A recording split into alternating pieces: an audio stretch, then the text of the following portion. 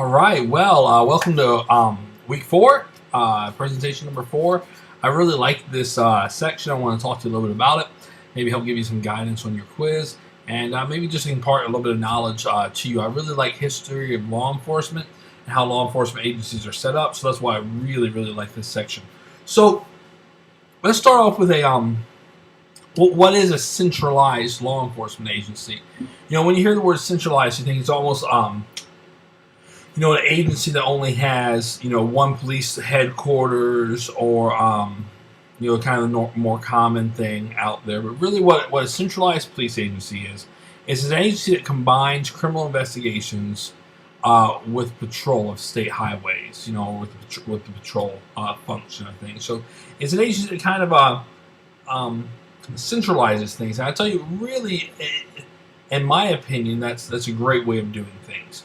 Officers who are handling those calls are able to continue on that investigation and walk it through, so we don't have a lot of lost information. And so it's just a centralized way of handling things.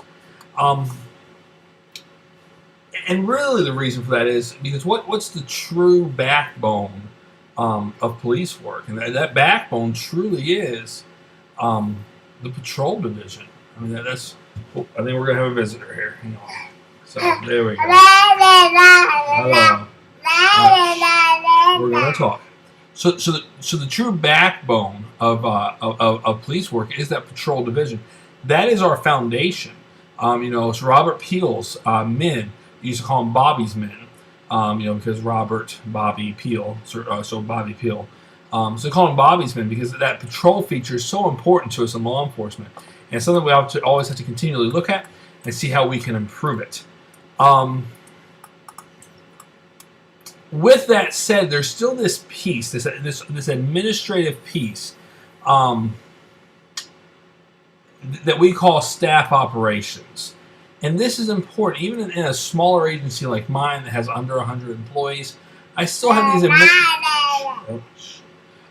these administrative pieces, or administrative operations that we have to have. So, for instance, one for me is we have to have card access. People have to be able to swipe their card card swipe, and be able to access their dorm room doors.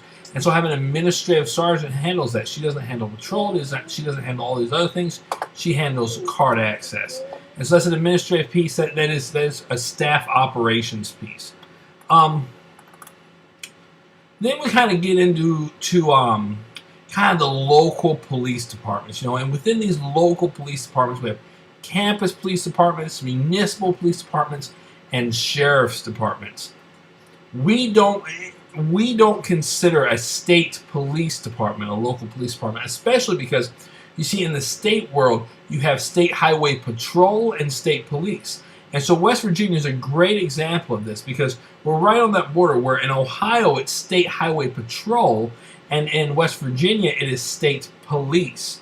And so their authority and their ability are much different.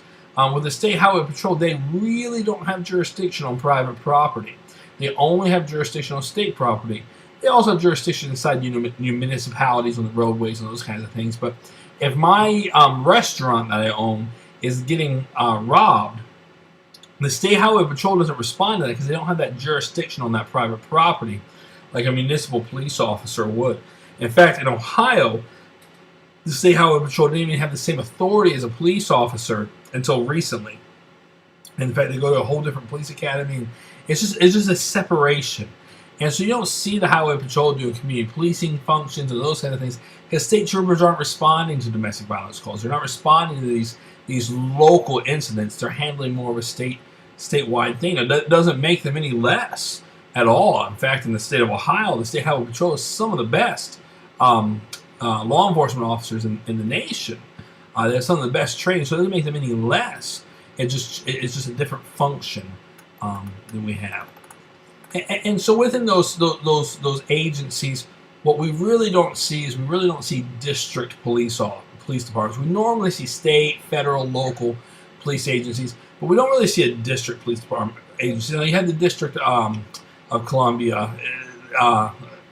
That's a little different. But what we have started to see is these regional agencies. So Indianapolis Metropolitan, we're saying Metropolitan Police Departments. So Indianapolis Metropolitan Police Department, what's happening, we also saw this in Kentucky, these cities and counties are joining together and making a county-wide police agency and pooling their resources. And man, it just makes sense. If you think about Washington County, and you think about all the deputy sheriffs that are patrolling the county and all the city police officers, and if they could join forces together and patrol all those areas together, wouldn't we have a more cohesive agency? If we could have one large agency that patrols all of them. Now, why don't we have that? Well, because we have politics in there. Politics play a big role into that. A sheriff doesn't want to relinquish control, because in these metropolitan police agencies, the sheriff relinquishes control and he goes down to his basic job functions: serving warrants, courthouse security, and the jail. And so he goes down to those basic job functions, and he no longer has his whole patrol division. Hey, James. So he doesn't have this patrol division. So you kind of lose it. You kind of lose some of that. And the same with the city police department, or the city police chief, and the city mayor. So a mayor has his own police force, basically, And I mean, there's some regulations built in there, but he has his own police force. You go to a county-wide police agency, that mayor no longer has control over that agency. So in my mind, there's great advantages because of those things. But in the minds of some of the politicians, there may not be. So we talked about, this is a big piece that's really coming into play, is evidence-based policing. Excuse me. We're using research into everyday policing procedures to evaluate current policing practices and guiding our future police decisions. In addition to that, we're using research on the outcome of police work to implement guidelines and evaluate agencies, units, and officers. Evidence-based policing. What is working? We first saw this come into play with CompStat, and how we use computer graphics or computer-generated models to determine where crime was happening. How do we reduce that? But evidence-based policing is looking at what is working, what patrol functions are working, how can we do this, how can we make it better, and how can we reduce this crime. The book kind of gets into a little bit of what's the role of the sheriff's department, and in every state that's different. But in general, we talked about it just a minute ago. They're maintaining jails, they're serving papers. They're not doing things like appointing a coroner. Their fundamental purpose is to keep the peace. Instead of how it says to prevent riots. Is one of their purposes. So that's a fundamental purpose. Providing courtroom security, running the county jail, those kinds of things.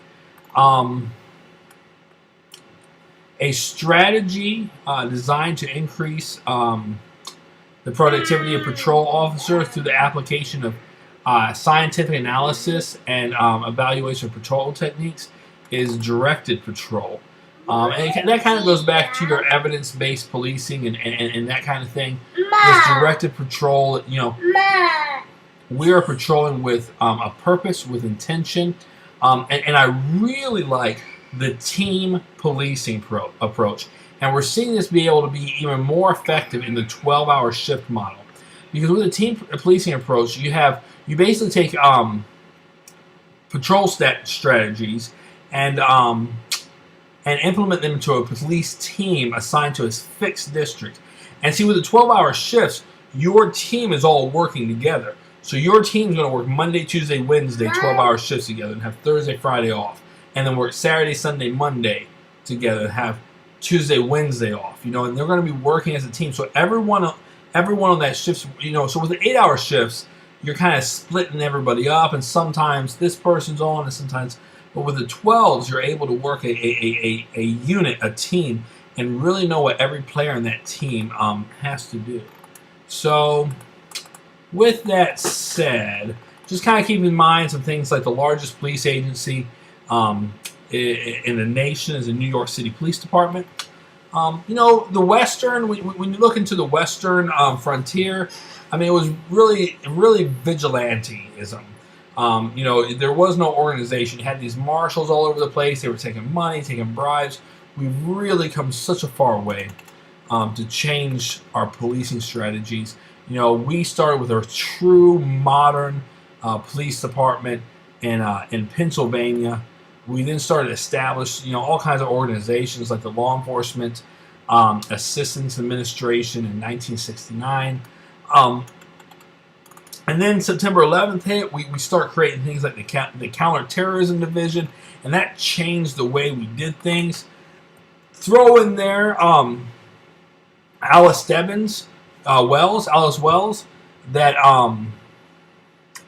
was the first female police officer in the world, which has brought us to a current rate of 12.7% of female law enforcement officers in 2001.